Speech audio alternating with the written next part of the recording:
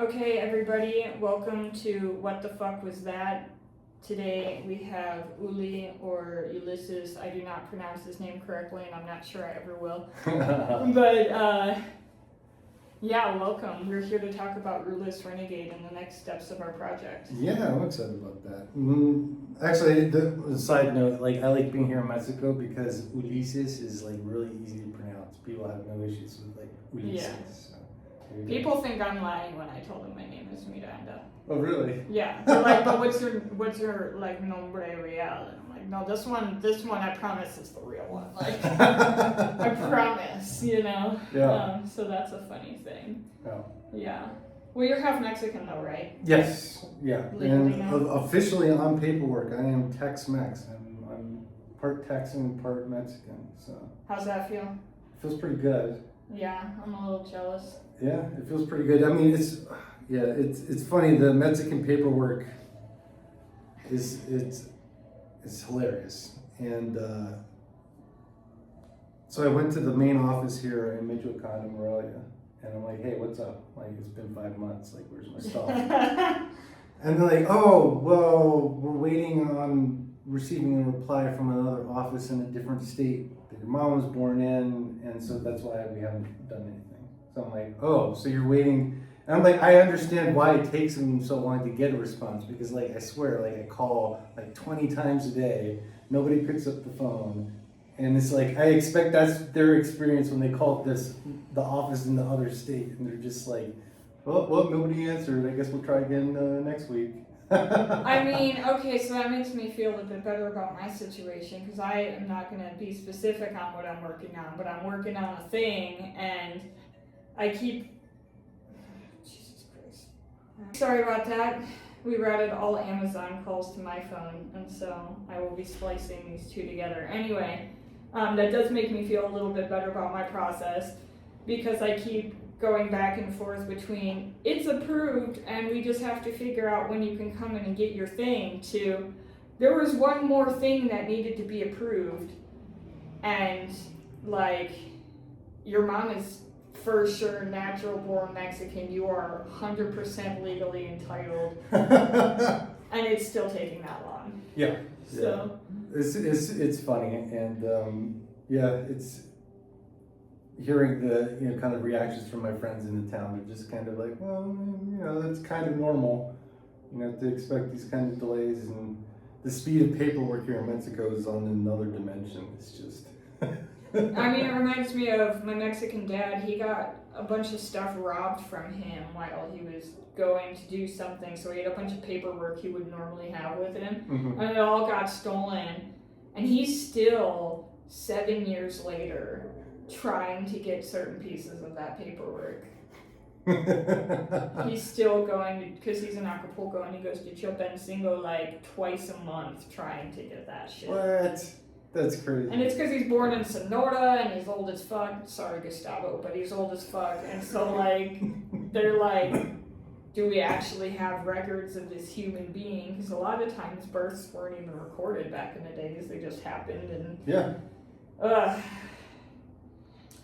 That kind of gives me hope, though, about Mexico, because there is this push all over the place in the States to do the whole digital ID and biometric everything, and stare into the orb to check your weed transfer or your, whatever Sam Altman's up to. But I like that about Mexico, that everything is just a little kind of cobbled together. And so I have faith that the system is never going to get upgraded to the dream thing where they can be oh, we're going to monitor and survey everybody here in Mexico. Nope, not happening here in Mexico. It's going to take a while. I mean, they do have a lot of cameras, especially in Mexico City around. Mm-hmm. They are trying the biometric stuff, and it's funny because all the people that aren't here, I see it in Jeff's chats and stuff, they're like, oh, well, it's biometrics in Mexico, so we can just never go there again. And I'm like, it's funny that y'all think that's actually yes, a law was passed. Laws are suggestions here, Yeah, they do seem like that. Yeah, and the biometric INE and the biometric curb, I forget the percentage, but it's 40% of Mexico doesn't even have an INE. Yeah. They have a birth certificate because they don't need an INE for most things. Like, you only need an INE for certain levels of bank accounts. That's like a voter card for people that don't know. But yeah, like, okay. I mean, the news is never quite in alignment with what's actually going on here. Yeah, for sure. I think it's a beautiful thing. Although it is frustrating, you know, when you've paid to go through a process and then like 6-7 months later, it's like, oh yeah, we're just waiting for the appointment date. I would just like to not have to worry anymore. Yeah. That'll be nice. That'll be nice though when that happens. Yeah. My partner's like, if it happens, let's come with a plan B, and I think she's a scammer, and I was like, well, hold on. She's not great with communication. She being my lawyer, she's not great with communication. But she does give a shit, and if she were a scammer, she'd have blocked my ass 6 months ago because there's no recourse, you know? Like, I can't go and tell the government that she took my money and didn't deliver anything, right? Yeah. But the reality is, when you're dealing with several people in the middle and you're trying to like find your legal loopholes that are like, you know, they exist here. There are a lot of legal loopholes here and ways you can become legalized that are slightly complicated but still legal. Yeah. And that's kind of what I'm working on. But the problem is, you know, even when you're not working a loophole, even when you're just going straight forward like you are, here you are. You were told, what, a couple weeks for your passport? No, initially. I'm like, okay, there's a little office in the town that I live in. And they're like, oh, you can do it there. Or you can do it in Morelia. Because in Morelia, you can get it the same day. Exactly. And so I think what they were trying to say is if you're renewing your passport, you can get it the same day in Morelia. But if you're getting it for the first time, it's gonna... And what's crazy is, like, I paid for my sister to get her passport because I haven't seen her in 12 years. And so I want to bring her to Mexico, right? She applied for her passport in November. She had her appointment in December. They told her that she would have it in a couple of weeks. It is the end of April. Yeah. And that's the United States. It's supposed to take 6 to 8 weeks. We're at like 15 to 20 weeks at this point. Yeah. I feel like in Mexico, at least, if you can go to the offices, they're a little bit more like understanding of like, oh, hey, by the way, could you look into my thing? Like, I can't imagine being able to do that in the States. Like, just strolling into the passport office, but oh, hey, can you help me out? Well, she told them that they told her, oh, it's coming, we're just behind. Yeah. Like, it's approved, it's just we don't have it yet. Yeah. And it's like, when you pay like $150, I mean, it works out because I moved to this new place that we're sitting in and I don't have the money for a plane ticket right now anyway, but like, damn.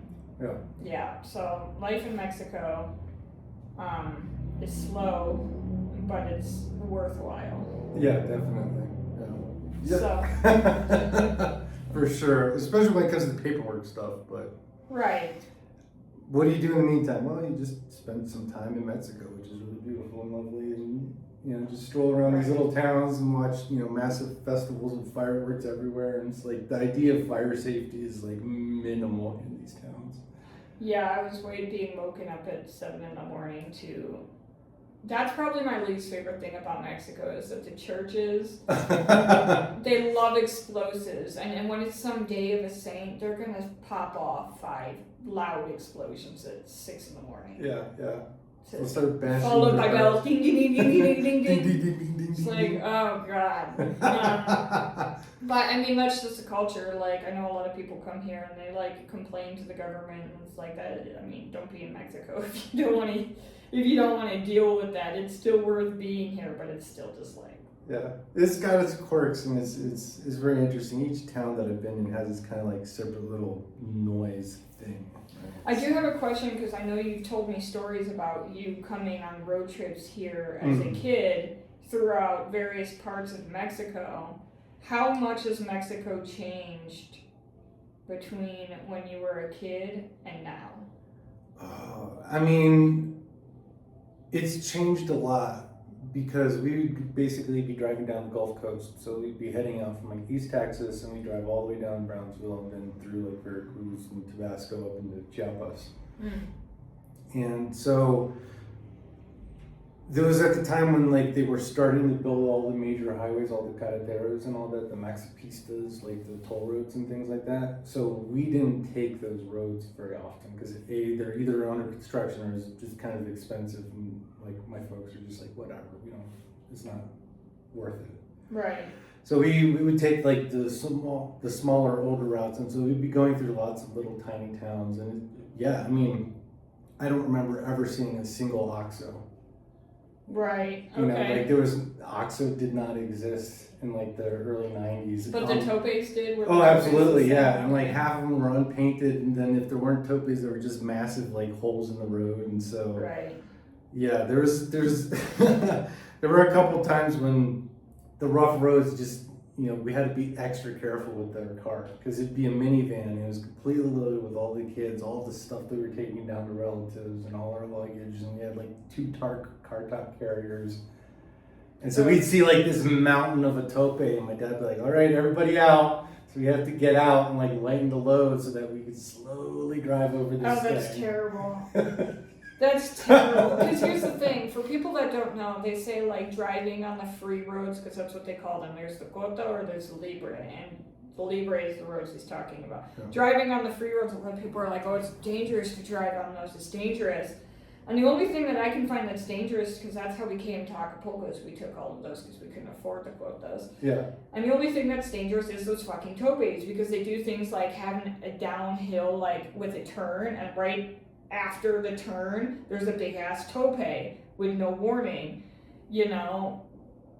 or unmarked topes, or you could almost always bet that if you saw a mechanical in the distance, he was right after the tope. And the tope is a speed bump, by the way. There's no standard uniform way of constructing topes in Mexico. It's just as the people who are there want to do it. And so sometimes it's like ridiculous. And it's just like, obviously you ride a horse because you don't drive over this thing. Right. You have to go really slow, otherwise you're scraping, and like, I've heard Mexicans call them Policía Muertos, which are just dead cops. Which, I mean, I love that, but also like the free roads are not worth it for that reason, because it's literally, if there's a sign of civilization, you could be in the middle of the desert, and if there's an abandoned bungalow, there's going to be at least 2 topes around it. Yeah. And if it's an actual town, it's like tope. More tope. Pothole. Exactly. And it's brutal. Good to know that those have always been a thing in Mexico. It's always been a thing, and so I definitely have memories of that. Like, I was never old enough to do any of the driving on these trips. So I think it was a little bit more like, oh, I'm just having fun, But I'm sure some of those moments were really kind of like hair-raising from the parents, because they're doing like these little mountain roads, and I remember there'd be like these massive semi-trucks towing like 2 trailers of like, petroleum or something, like tankers, going up and down these mountains, and like these guys must have been like wired on like meth or something, because it's just like, why are you driving that fast on these hills and roads? Like, you're insane. Right. Like some parts were really scary up in the mountains. Specifically Chiapas. I recently, with my partner, we went through Chiapas in December from Palenque. Well, we went all the way through Chiapas, but like we took the road from Palenque to San Cristobal de las Casas. And most people, if they're going to both of those places, they fly into Tuxpan, I think, and then they bus to San Cristobal, and then they fly from Tuxpan to Palenque, because both Tuxpan and Palenque have airports. That is the way you visit Chiapas. Do not do what I did. Because it was maybe like 100 kilometers between the 2 towns. Yeah. But because there were so many topes, it was just 7 hours of boom, boom, boom, boom, Yeah. The whole, the whole thing. Oh god, that is a thing. Interesting to know there were Oxos. I mean, that makes sense. There have been Oxos here as long as I've been here, but I've only been here for 10 years. Yeah. So. Yeah. So this has been in like the late 80s, early 90s. Oxo, by the way, is the most convenient store in Mexico. You can pay your bills there. You can send people money. You can buy booze, like hard liquor. You can buy cigarettes. You can buy snacks. You can buy food. You can buy coffee. Yeah. And they're everywhere. Everywhere. Yeah. Well, not everywhere. I've been in a town that didn't have an Oxo. Yeah. In Humbapeo, but yeah. So that's crazy. I did want to get into that a little bit because you have such a deep history in Mexico. Before all of a lot of people, they come down for Anarchapulco and they're like, oh, I've never been to Mexico before, you know, and you are one of the few people in the community that do actually have experience with Mexico other than simply coming down for Anarchapulco. Yeah. Well, I mean, like I have lots of really good memories of being a kid and playing with like all my cousins and my aunts and uncles and like. And if I think back on it, it was just like I was just playing in the streets in the neighborhood, and it wasn't even like fully paved. It was just like gravel and dirt, and it was just like, well, that's where we play, Yeah. Because you just go out there and run around and get hot, and then mom yells at you to come inside and put sunscreen on you and things like that. But that was kind of my experience in Mexico.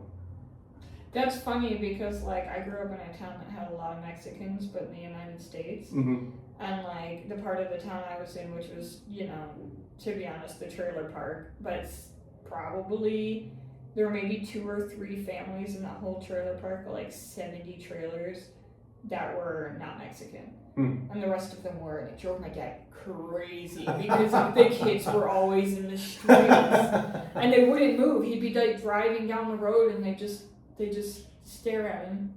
Yeah. He's like, can I just please go to my house? I mean, yeah, so that's interesting that is exactly the same here as to there. I clearly didn't have my childhood here and don't have a lot of experience with young Mexican children, so that is quite interesting.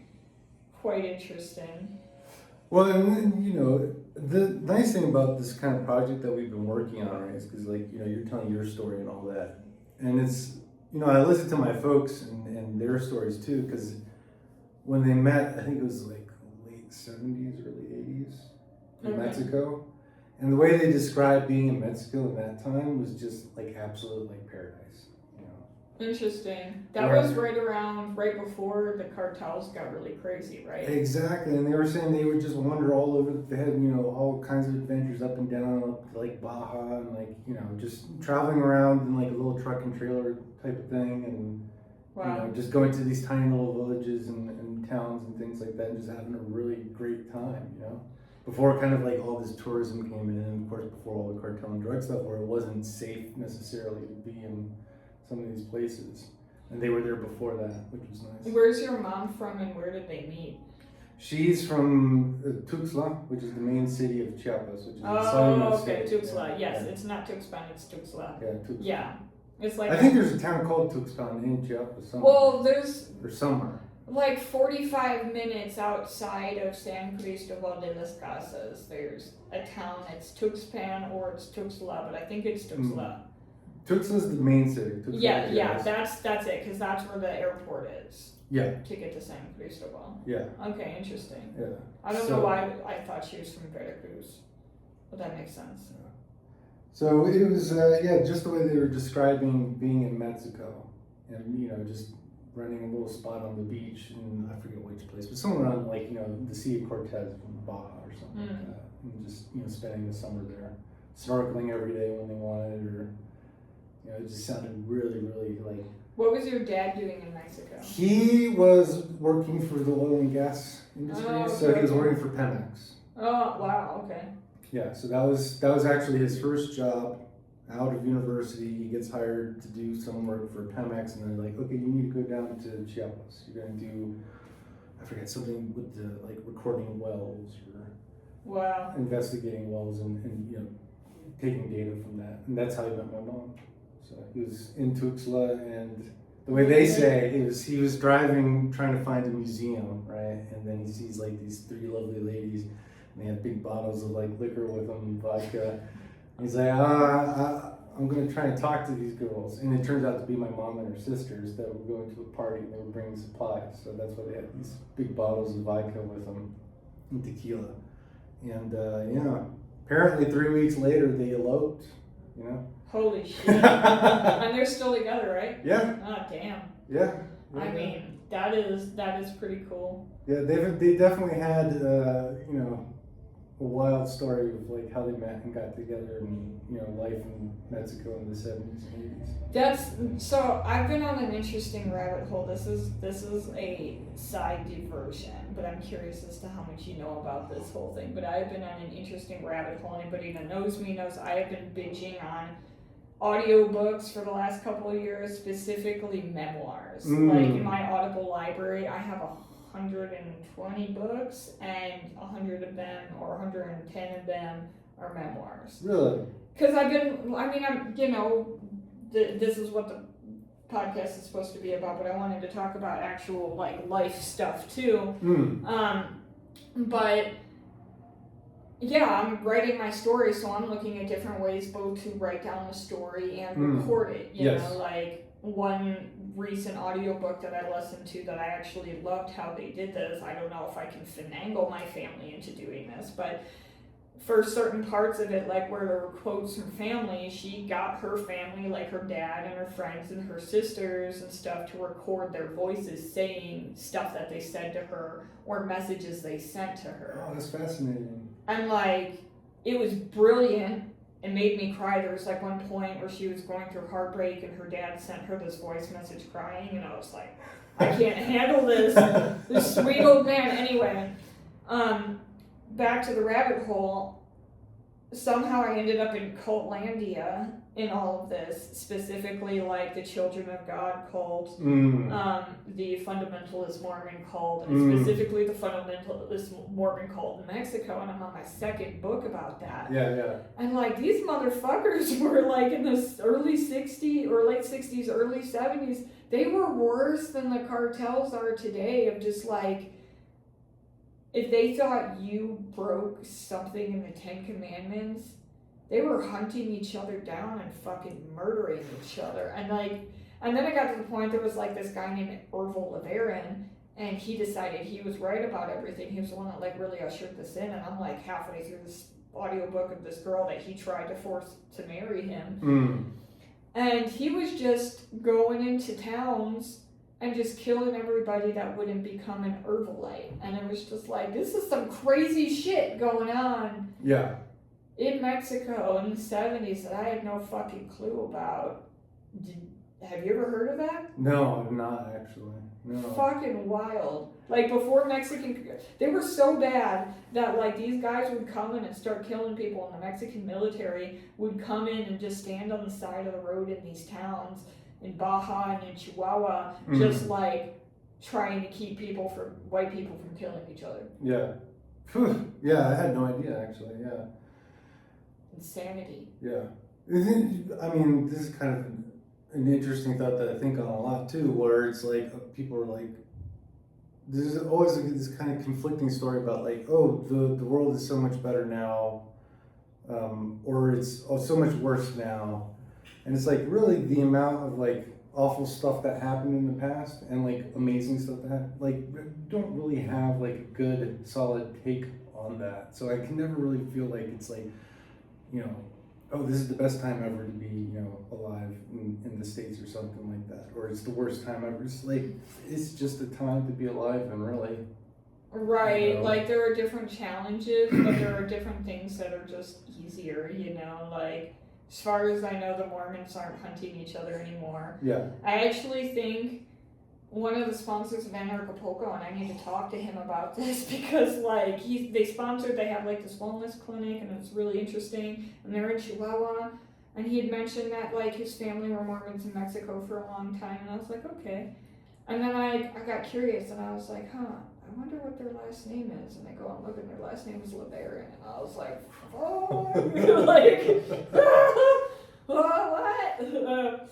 nice family, like, I don't, from my understanding, all of that stuff is done, but, like, there are still polygamous sects out there, and, like, it is debatable as to, whether or not that's the right way to be. But you do have, the reason they were in Mexico is you do have, in general, more freedom to just do that shit, and people more or less live the other way, for better or for worse, right? Mm-hmm. Yeah. That is an interesting thing. And I am curious to see how things go in Mexico, because before this interview, I showed you this video of this guy talking in Spanish about the recent. So for those who maybe aren't aware, there was a murder situation at Teotihuacan in Mexico City. Well, outside of Mexico City, it's like an hour outside the city. That's the pyramids, the big pyramids that everybody knows about. It's actually not the biggest in Mexico or even the best in my opinion. Those are in like the Mayan part of the world in my opinion. But anyway, that place has always had a real intense vibe to me, and especially someone who's visited a lot of pyramids in Mexico, that one's, you can feel the fear of like the spirits and the people that have died there. And some people say they weren't actually sacrificing, I'm sorry, you don't find a pile underground of skulls. Hundreds of skulls. Hundreds of thousands of skulls if you're not sacrificing people, right? And also you can feel it in the vibe there. Anyway, like a week or so ago, some guy, and apparently he's like a Nazi sympathist and all this, there's a lot of conspiracy theories. I think he might have been sent by the US government. Because the big argument for a long time is like, well, yeah, Mexico is crazy, but at least you don't have the randomized shootings like you have in the US. Like, yeah. Well, this was a randomized shooting. This guy went up on the pyramid, he waited for a certain point, and he just started shooting at people, and specifically it was like one Canadian died, another Canadian was wounded, 2 Russian people and a Colombian, all more or less with white skin. And like, I'll be interested to see how things develop within Mexico and the stuff that happened in Puerto Vallarta this year during Anarchapulco, which I know you were there and doing the survival thing, which was like, it was kind of a mess, to be honest, but it was one of those things where like, the news is reporting, showing videos or AI photos of planes on fire in Guadalajara full of people that didn't actually happen, That was the craziest thing to me, because I remember the moment I saw that somebody had it on their phone, they're just like, hey, check this video out. It's a plane burning. I'm like, oh crap. And there's people in it, Like crap, things are getting like pretty wacky out here and like serious. I feel like I'm going to be like Escape from Puerto Vallarta or something like that, and yeah, it was all faked. It was just an AI thing. Yeah. And it's like, that right there was the first moment where I'm just like, you know what? Like, it's just going to create this thing where people just have zero belief, hopefully, in like mainstream media and things that get, viral or something. That is an interesting side effect. There were a lot of people that were like, oh, I'm not going to Mexico. And, like my cousin, I kind of flipped out on him online because he's like, yeah, Mexico is always a shithole, so good. And I was like, Tony would love, shut the fuck up, bro. Like, you have no idea what the fuck you're talking about. What about all the mass shootings in your fucking country? Like, what about your pedophile fucking president that you're kind of gay for, I mean, this is going on YouTube, so maybe I should edit that part out. But I don't, it is real interesting to see how that's all going, in my opinion. I'm very curious. I personally am maybe a hopeless optimist, but I'm an optimist for the world. Like, I'm very much like, there are a lot of people in our community that I notice are very sad, they're very scared, they're very angry, they're very paranoid, like very paranoid, and I think it's just not quite as serious as everybody puts it out to be. Yeah. That being said, I was one of the people that kind of like got the fuck out of Dodge in Puerto Vallarta literally the day after it happened. My boyfriend's like, we're leaving. And I'm like, I don't want to fucking leave, like they were throwing spikes on, the ground to make it so people couldn't drive. That's confirmed. There were people that were there for the conference. Timberley's one of them, where her rental car's tires got fucking popped when she was trying to go somewhere in the city. Yeah. And I was like, I don't want to deal with all that. And then Jeff was like, oh yeah, we're leaving, we're going towards this direction. And I was like, oh, okay, that's the direction he wants to go. Please let me come with you. And so I literally escaped Puerto Vallarta following Jeff, Max Egan, and his family. Yeah. In like 4 cars deep. But I'm glad that I did because we got turned around so many fucking times. Really? There were a lot of burnt cars. There was a point where we were out in the middle of nowhere in a particularly burnt up ass tiny town getting gas, and and we were told to be careful with people on motorcycles, and these 2 dudes on their motorcycles came in and they were scoping us out. Mm-hmm. And I was just looking at them like, fucking try me, bro. And then like this Mustang that is way too nice for that town rolls through there, and I was like, all right, y'all are the people that were involved in this part of Mexico. Yeah. But, I mean, it wasn't as bad as people were saying it was. Yeah. Well, it's, again, kind of looping back to the whole, like, it's the worst of times, it was the best of times type of thing, where it's just kind of like, are these kind of extreme stories any different from the stuff that's happened in the past? Mainly because a lot of this stuff probably wasn't reported or wasn't international news or something like that. Right. Like crazy ass blood atonement Mormon cult in Mexico killing each other. Like nobody knew about that shit. Yeah. Like historically, I thought Mormons were a little weird. They have their polygamists. They always trying to be perpetually pregnant and all that stuff. But I always thought they were more or less peaceful. Yeah. I was wrong. My mind was a little blown with that. Yeah. Well, I think it's time we shift focus to talking about Rootless Renegade now. Yeah. Like, that whole escape from PV could be a whole chapter. Yeah, that's coming down the line eventually, though. Because that's been one of the hard things with me is, like, I've written about a lot of my story on Steemit, but there's 2 things with that. One, a lot of what I wrote about my story on Steemit was heavily edited to make my ex look better. Yeah. Because we had that moment where he read one of the stories and he was like, you can't fucking publish this. And I was like, what do you mean? And he's like, I sound like a fucking tyrant. And I was like, you told me to write what happened. And he was like, not like this. And I was like, And my friend Richard, the Englishman that was there, and he's just like sitting there with his tea, just like, this is awkward, but. Yeah. But the other thing is, like, we wrote that so randomly, I would just jump around in the story for, like, what thing I was remembering that day. Yeah. And so I have all those stories, but it's like, what the fuck do you focus on, right? Yeah. But I do get my strokes of inspiration. We do have 2 working on the 3rd edition. Yeah. This one's the first one. Love It for Smoke Out. It is on the website in PDF. We're going to figure out how to best sell, because I had a stack of like 70 something of these left. Yeah. But it's like, like a 10, 12 page edition in black and white mostly. But it tells the story of how the fuck I got in that situation in the first place, which is a little bit told on the episode that's coming before this one, which is my Anarchapulco speech. But yeah, it was, do we talk about how we got inspired to do this? Yeah, I think so. I mean, and for me, personally, I think because I am so keen on this whole, parallel kind of society, thinking parallel markets, alternatives to, the kind of mainstream what's presented as like, this is the thing that you can enjoy, this is your media. I just kind of like react against that. So it's just like, okay, well, I have abilities as a designer, as an illustrator.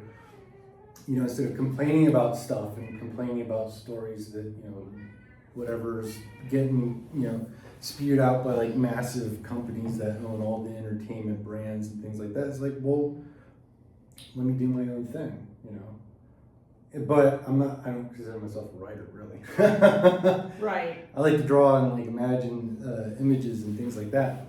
So that want to make media to tell stories that are people that are, in alignment with like ideas of liberty and anarchism and agorism, all that's super appealing to me. Because you don't see that out there. Not too much, at least. Yeah, you see it a little bit, but part of the reason you don't see it out there is because, a lot of these people, they buck the typical social media things, and if you do that, you don't get seen, more or less. Yeah, it's like catch-22. It's just like, I want to make media, I want to, share stories and things like that, but like, I don't want to use any meta products. Well, that's kind of difficult because everybody's just like, what's your Instagram? I'm like, I don't got an Instagram, but here's my website, that kind of thing. Yeah. Yeah, that's a thing, right? That's definitely a thing. That's a balance that we've had to kind of achieve with this project, because we are producing it independently, more or less out of our own pocket, which is really mostly our time, right? Yeah. Other than, hosting costs and stuff like that for the website, and printing costs about once a year. But it's interesting of like, where do you go when you have the idea, the idea is good. For me, it was inspired of like, I was really into the band Coheed and Cambria in high school, and I loved how they had the story, which is based off of lead singer Claudio Sanchez's personal childhood and life.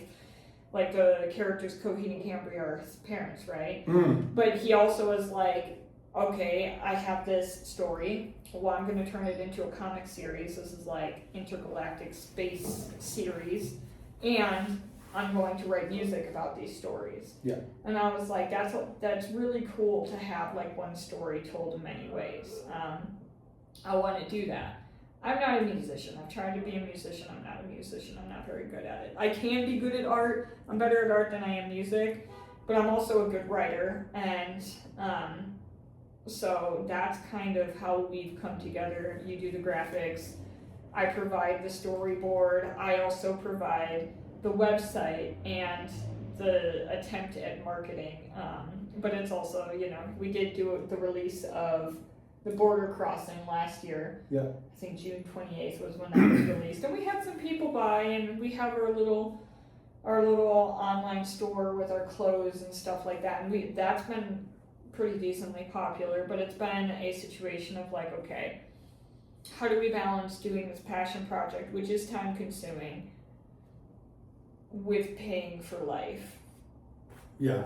So that is how we've landed at what we're going to do next with this thing to move forward. I've had some people reach out and say, how do I pay you in advance for copies? Like for future editions, can I pay you in advance? And I'm like, well, let me figure out what that even looks like, because I'm never going to be the type of person to just take money from people and not deliver anything. Yeah.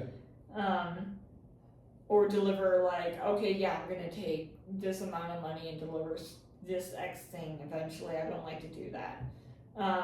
So we kind of just started fishing around, and I've known for a long time of the voluntarist comics from Fo Lloyd and Jack Lloyd, I think his name is.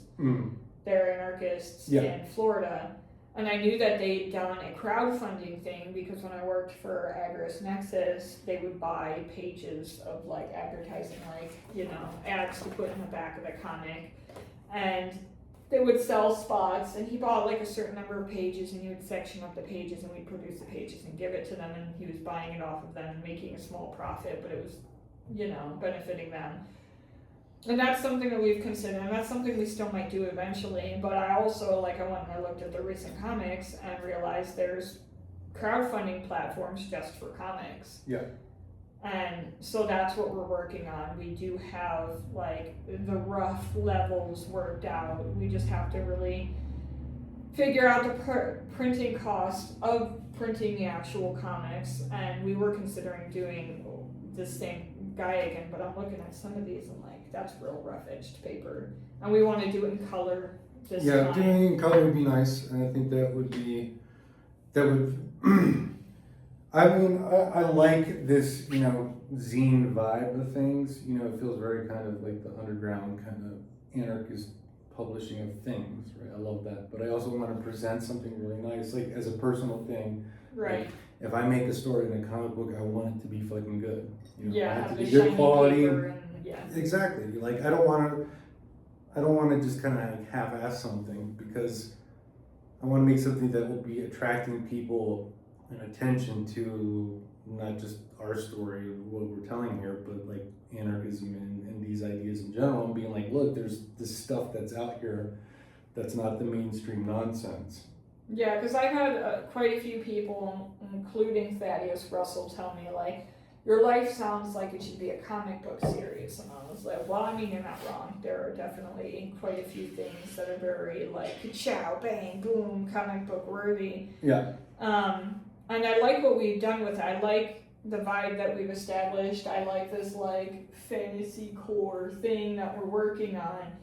But yeah, we're trying to find that balance of basically, like, let's deliver the things, let's find a way to deliver more, and let's make it so we can actually afford to do it, right? Yeah, exactly. With the greatest theme of life. So what we're going to do is we have various levels, and they'll start off with as simple as you can pay, I don't know, $20 and get all the PDFs. Or you can get, cover A. We're going to have two different covers, cover A, cover B, cover A and cover B, a bundle with this, a bundle with these, And we're coming up with the bundles, we're going to price them, and then we're going to set it up on fundmycomic.com. Yep. And just start promoting. And that was kind of the point of this episode of this podcast. We will go on other podcasts, friends that I have, to talk about the same thing and try to get it out there. We're not trying to it would be nice to hear Rich off of this. Right? Oh, it would be very nice, yeah. But we're not gonna be gouging people. We're not quitting our day jobs. We're not, right. I have ADHD. I couldn't focus on just one project and be happy. I have to have, 17 side hustles going at any one time. Yeah. But it'd be nice to have a side hustle that turned into something where it's just like, oh, okay, we've got lots of support. We're going to start making this thing of, something that can great quality itself. That we're both really proud of saying, like, we made this. Right. Because that's something that, for me personally, it's like, if I'm working on a project, I want it to be something where at the end of it, it's like, I am glad I made this. It's to a quality that I'm very happy with. Right. Yeah. And for me, it's, there's that cathartic thing of, like I had mentioned, a lot of my stories on Steam It were heavily edited. This is my way of rewriting my story as what it really was, and finding the balance between, do I want to be the victim or do I want to be the hero? And being the victim, but the lead of a comic book series kind of sounds like a shit sandwich. So that's the interesting part for me, is finding that dynamic of how do I get there? But I'm excited for the next issue that we're coming up with, because I actually didn't really talk about my own side of my childhood on Steam It very much. It was mostly focused on our story, me and my ex, our story, right? And so when I was thinking, okay, what do we even make the next edition? Because we had this is Love Its First Smoke Out, this is how I met my ex, right?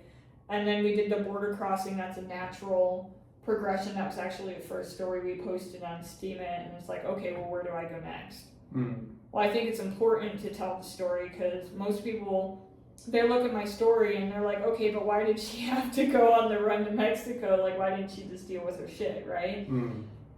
Well, my entire life has been affected by the drug war since before I was born. My parents got together because my mom sold weed and my dad liked weed. Sorry to out you, Dad, for that, but that's the truth, weed's legal in the U.S., it's whatever now. So this is, the iteration of that. I have these here both because they made me happy and because I knew that we were eventually going to do this episode talking about the early days. That's my dad, that's me on the Harley, because when I was a baby I couldn't go anywhere without projectile vomiting, so he got me to get over that by taking me on the motorcycle. That's a haunted house I lived in about that age. So this is going to be the story, and it's going to be our longest edition, we're going for like 32 pages this time. Yeah. Ideally in color. Yeah. And it's going to be the story of, those early points of my life. I don't know exactly how far I'm going to go with that 32 pages into that, but at least I'm going to tell the story of my parents meeting, getting together, which that's going to be funny because my dad was married at the time and my mom was a single mom. It was a whole thing. And their arrest and finding out that they were pregnant. Well, my mom knew she was pregnant when she got arrested, and they got arrested together for weed. But my dad found out right after he got out of jail, and I believe, I need to double check with him, but I believe this is when he was fighting the Supreme Court of Ohio and won for this weed thing. It's a whole thing. Like, literally, they got caught up by the police because my mom and my dad were trying to go to a party, and my mom was trying to drink her morning beer, and she couldn't keep it down. Right. And so he kept having to pull over so she could throw up. And he was just like, oh, whatever, she's just sick. And she's just like, fuck, I know I'm pregnant because I can't keep beer down when I'm pregnant. This is shit. But she kept trying because, she's no quitter, right? Well, yeah, maybe she was sick. I don't know. She was not. Yeah. I was in fact the sickness. Yeah, she said she didn't really deal with morning sickness unless she tried to drink, which is hilarious because she kept trying. But I mean, whatever, her body and me, I was not about that. I didn't like beer even then, So, but that's kind of going to be, sharing the detail of that, because I realized when I was in school talking to people and I tell them about how my parents met, I realized it wasn't really common. Most of their parents met in high school or in college or at work or at a bar or something, but it wasn't like my mom sold drugs and my dad liked to smoke weed, and so they partied together, and then I came out of it. Yeah. So, so we have a lot of work to do between us. Yeah, we do have a lot of work. But... Yeah, we have a list. And I, started that process and decided to move immediately, and then moving means I need to make more money. So I've been trying to balance that. But the hope is to have the new sales page on rootlessrenegade.com done, the account with the levels set up for Fund My Comic, which we more or less have the levels figured out. We need to figure out the exact pricing of the printing copies, because we did find a print on demand option for the actual comics, which I like. Yeah. So we have to figure that out. And then I have the prices already for, like, there's going to be mugs and things like that. The highest level, and there's only going to be one available, and it's not going to be cheap, it's going to be kind of focused around Anarchapulco in its own way, because the fulfillment will happen at Anarchapulco. Because the dinner itself is like $300 at that place. And I'm thinking somewhere between $1,500 and $2,000, but it will come with a lot of things. Yeah. An exclusive shirt, like a personalized mug. I think I have on there all of the copies digitally and in physicality, signed copies. Yeah, original artwork and things like that. An original hand artwork from you. Yeah. We've talked about. You might do crochet things. I mean, I started a crochet bloom, which is my character. I started one last year. I got the head done, and then I just got stalled because something I realized is she's kind of a little top heavy. So. And she got a thin little neck, which is cute in the comic, but it's not so easy. I'm going to have to get some sort of wire or something to make it work. Yeah. But I am going to try, especially if we include that in the level. And it's also going to include a dinner at Elizabeth Taylor's old house in Puerto Vallarta next year. Yeah. That place sounds amazing too, by the way. It is. So that's an interesting place because I didn't know very much about Elizabeth Taylor. I knew she was an old Hollywood actress and stuff, but her relationship with Richard, I forget what's his last name, but it was Richard something. It was contentious, but it was like that love-hate thing. So they literally bought houses across the street from each other and had the Mexicans build a bridge that went between them. So like when they were fighting, they could be in their own space, but when they were like over it, one could go thing. And so like that bridge is famous there, and it's there, like I've been on the bridge. But there's also this really, really nice restaurants, like the Iguana Bar restaurant or something like that. Yeah. Very high quality food. Every Wednesday, Saturday, I think they have like the best mariachi I've ever heard in my life. Yeah. And so there will be that experience of being able to go there with us. You're paying for that level. If you pay for that level, will cover your dinner. It's just you come. And this is for people, obviously, that are coming to Anarchapulco. Now, clearly, you don't have to have an Anarchapulco ticket to buy this, right? But you're going to have to be in Puerto Vallarta anyway, so you might as well go to Anarchapulco. It'll be fun anyways. Yeah, it'll be fun anyways. Regardless, it's for people that are going to be in Puerto Vallarta or can get to Puerto Vallarta to, have the experience to spend an evening with the two of us. You get to pick our brains. You get to pick our brains. See what makes us tick. And also give us input as to like, here's what we're thinking of doing next in the series. What do you want to actually read? Yeah. So that I think is going to be very cool. But that's going to be the highest level. There will be a few higher options, but most of it's going to be like $20, $50, $70, $100 options where you're just gonna pay for it. I think the campaigns last like 3 months. I think we can choose. I have to figure that out. But our goal is to have the campaign ready to be launched by June, and then to do the campaign for like 3 months. Yep.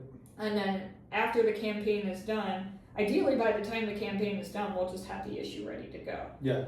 And we'll start shipping things, and then there will be certain ones that will be delivered in Acapulco for people. There will be that one level there will only be one shot available, and then there will be, a couple smaller ones that will also be Anarchapulco centered, but way less expensive. But the idea is to have all of these completely fulfilled by the end of the year. Yes. Yeah, and because I think all the successful campaigns already have their stuff pretty much done by the end of the campaign. The end of the campaign is just to make sure that we can finance it to be able to have the time to focus on it. Yeah, exactly. Yeah. And so being able to get to that point, like that would be really sweet to be able to say like, great, I can sit down and not worry about apartment or food or anything like that for like 2-3 months, and I can literally just sit down and focus on creating the best kind of comic book that I can. Yeah. And so that's the goal. The goal is we will price things. We have the price of like the printing of the things that we will be giving physically, but we will also be accounting into like we have hosting to pay for the website every year. We're going to have to get a social media scheduling thing to be able to consistently advertise it. Your cost of labor, because there is labor involved and time involved. No AI is going to be used, so that's for all the... I mean, maybe on the website. In the actual comic itself, no, but AI is useful for website building, I just have to say. I don't build my website. This is a side tangent, and because you've been hearing me complain about this week, but like anybody that says AI is just going to replace all human ingenuity, like that hasn't actually worked with AI, because it is a lot of hand holding and like, no, that's not right, please try it this way. It's like a genius toddler. Yeah, that's like, I don't know, like I've done this, hey, but it's not actually working, because I've been experimenting with that with my website building, and I've been building websites in a particular way for 7 years, and they release an AI thing, and I'm like, okay, but if I didn't know all the terminology that they use, I would not be able to use this AI thing. It's not like somebody that's new to website building can just build the most baller ass website using the AI tool that this builder has to offer, because if you don't know the terminology, you're going to get some stupid looking shit. Yeah. You know, like I was experimenting. I'm like, okay, this doesn't fucking work. And I was like, what if I just like load up on the terminology of this program? Oh, now it's working. Okay, so you actually have to know what, you know, box radius and like border radius and all the fucking shit and how to, okay, I'm light box and on this and that, and I need you to, you know, let me change this alignment of this specific part of this element, you know, like. So that being said, there will be some AI used on the website. Yeah. But not for the artwork. Not for the artwork. I like the idea that, you know, I think it'll be something that people want. People will want stuff made by people. Right. Like, granted, you wanted your AI stuff, there's loads of that stuff out there. If you want to make your own AI stuff, there's loads of tools out there. But at the end of the day, people, I think, will retain an appreciation for, you know, good old-fashioned human-made, you know, art and media and things like that. So telling an actual human story, Yeah. you know, because like we have kind of fantastical creatures in this, but all of the stories that will be told in this will be as true as my brain remembers, and of course everybody has their own spin on their versions of the truth, right? yeah. I'm doing my best to make it as accurate as what I remember it to be from having gone through these things. And yeah, so I'm excited to see how this whole thing goes. Yeah, And, definitely. And it's one of these things where it's like, you know, this project is something that I've always wanted to do, and it's, you know, it's worth my energy and intention to work on anyways. But, you know, if we can make it so that it becomes a little bit less stressful to worry about that and like juggling like, you know, commissions and other work like that, it's even better. right. So that's kind of my hope and dreams with like this project. It turns into something where it's like, oh, not only can we just continue to tell this story, but expand it and start telling other anarchists, other agorists, other voluntarists stories as well. You know. Yeah. That's where I'd like to take it. Yeah, to be honest, when I had thought of this idea and I like first mentioned it to you a long time ago, I had told you clearly, like, look, we'll do this when I publish my book and I get a book deal, and I tell them, hey, I have this idea and I use money from the book deal to fund it. And he was like, no, we're getting started. And I was like, fuck, man. But I'm glad that we did, because what we have created is cool. It has proven, you know, that there is, like, we have a system that's easy to follow. Yeah. It's just about having the time to actually do it, right? Yeah. I mean, and so that right there is, you know, the essence of everything, balancing commissioned work with being an activist, because, you know, I've been preparing this podcast to post for 3 months, Yeah. right? And I'm actually going to do, I'm posting it tomorrow. I'm going to stay at a rooster. It has to happen. The first one, and then this one will come out in a few weeks after that, because I can only mentally commit to 2 per month right now, but Yeah. that is the thing of, like, between the commissioned work, which I'm lucky that the commissioned work I do is pretty much for people that I respect only. Yeah. And not many people can say that. That being said, it is hard to have time for the personal passion projects such as this, you know. I will say another hope for me too is, again, because I really do want the whole kind of like parallel market thing to happen.